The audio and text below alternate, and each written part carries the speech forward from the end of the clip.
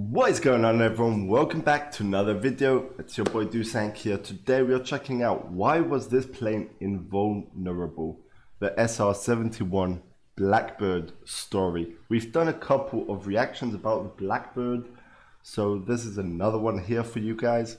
Hope you all enjoy it, and if you do, guys, don't forget to smash that like button and subscribe to the channel. But without further ado, let's get straight onto the video and see what we got.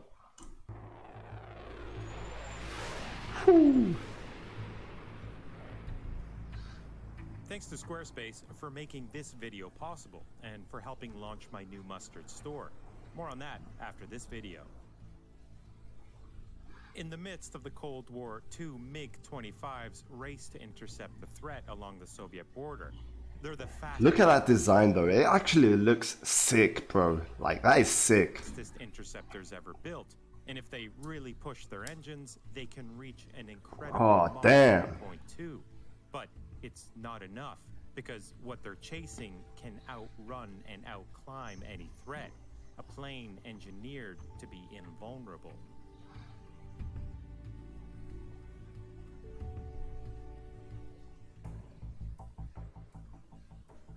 The Cold War locked the United States and Soviet Union into a tense struggle for global influence and control.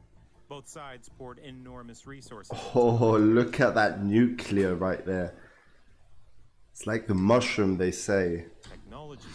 But getting an upper hand means knowing your opponent's next move. And in the 1950s, little was known about facilities deep within the Soviet Union. An extensive network of radar stations, surface-to-air missile sites, and interceptor air bases kept the Americans away. Until 1956, when U-2 spy planes began flying over the Soviet Union. Neither fast nor stealthy, U-2s had one critical advantage. At 70,000 feet, they could fly above Soviet air defenses. U.S. President Eisenhower was even assured Soviet radars couldn't detect the U-2 at such high altitudes. Oh, wow. But it turns out the Americans were wrong. The Soviets had tracked the U-2 since day one, and it was only a matter of time before they'd be able to shoot one down. Simply flying high wasn't enough. Even before the U-2 began its surveillance missions, there were already plans underway to replace it.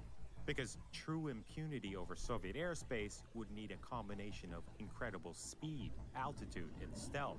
And this led the Americans to explore some pretty radical spy plane concepts, like a ramjet-powered aircraft that would be deployed from the bottom of a supersonic B-58. But in 1959, the CIA chose Lockheed to develop the next generation of spy plane. Meanwhile, the U-2 continued to fly over the Soviet Union, but not for very long, because in the spring of 1960, a Soviet surface-to-air missile finally managed to bring one down. The captured pilot and wreckage were paraded around the Soviet Union, used as proof of Western aggression. As tensions rose, now more than ever, the U.S. needed a replacement for the U-2. That thing looks huge as well. And what Lockheed developed would be unlike any aircraft ever built. A plane that nearly 60 years after its first flight remains the fastest air-breathing jet to ever fly. Lockheed's highly classified spy plane would be known as the A-12. Originally used by the CIA for reconnaissance, the A-12 was also developed into an interceptor prototype, armed with air-to-air missiles, along with a variant that could launch an unmanned reconnaissance drone. But it was the SR-71 Blackbird, a variant developed for the Air Force, that would go on to serve for decades, while earlier versions were quickly retired. The Blackbird could cruise at Mach 3.2, right near the edge of space, and do it for hours on end. To achieve this, Lockheed's engineers had to innovate pretty much everything from scratch. To sustain such incredible speeds, the SR-71 and its predecessors were powered by engines often described as turbo ramjets. Look at those engines though, absolutely huge. Afterburning jet engines. But above that, they behaved more like ramjets, as an inlet cone adjusted to bypass air around the engine and directly into the afterburner. At Mach 3.2, the SR-71's exterior would heat up to beyond 500 degrees Fahrenheit, easily hot enough to soften aircraft aluminum. The Lockheed engineers used titanium for 92% of the aircraft. and in the 1960s, this required inventing entirely new fabrication technologies. Its unusual shape did more than just spook UFO enthusiasts. It helped reduce its radar signature, as did its special black paint, which earned the SR-71 its Blackbird name. The A-12 and SR-71 were first deployed over North Korea and Vietnam, where they were unsuccessfully targeted by over 800 surface-to-air missiles. But the spy plane never flew into Soviet airspace, at least not officially, because another shoot-down over the Soviet Union would be catastrophic.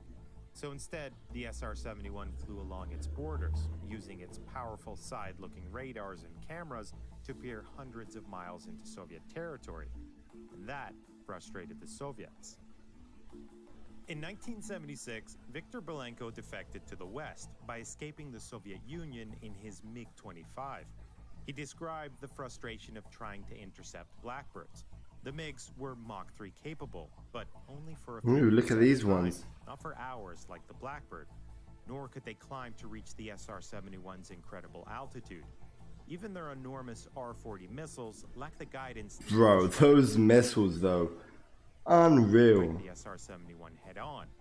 For years, the Blackbirds were practically invulnerable. They could outfly and outclimb any threat.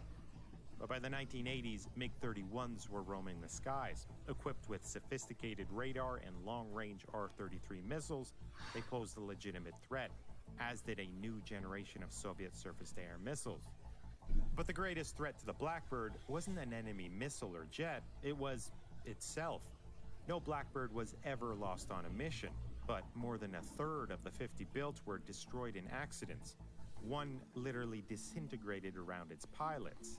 They were also enormously expensive to operate, each one siphoning about $300 million a year out of America's defense budget. A fleet of special aerial refuelers and a small army of support and maintenance staff were needed just to keep these planes mission ready. And advances in spy satellites, aerial drones, and the SR-71's inability to deliver surveillance data in real time diminished some of the plane's utility. Add to that politics and infighting for defense budgets, and by the late 1980s, the SR-71's days were numbered. They were officially retired in 1998, with 2 sent to NASA for testing. The technology behind the A-12 and SR-71 is now well over 50 years old. Ooh. Yet somehow these incredible planes still speak to us. Not about the past, That is crazy, but the bro. future, leaving us with a sense of wonder, unlike any other in aviation history. A few months ago, I launched my mustard site with Squarespace. It was fun, easy, and I did it literally in a few hours. But now, it's time to take it to the next level. Using Squarespace's incredibly easy and intuitive e-commerce features, I just launched the Mustard online store. With Squarespace's seamless integration with Printful, it took me only a few hours to get up and running. Be sure to check out the store and let me know if you have any requests. Okay, that was just an ad for them. But bro, that was some interesting video right there. Let me know, guys, your thoughts about this in the comments below. Hope you all enjoyed this story of the Blackbird at SR-71. Let me know, guys, any other video suggestions in the comments below. It would truly be appreciated. And we'll be seeing you on the next video. Peace out.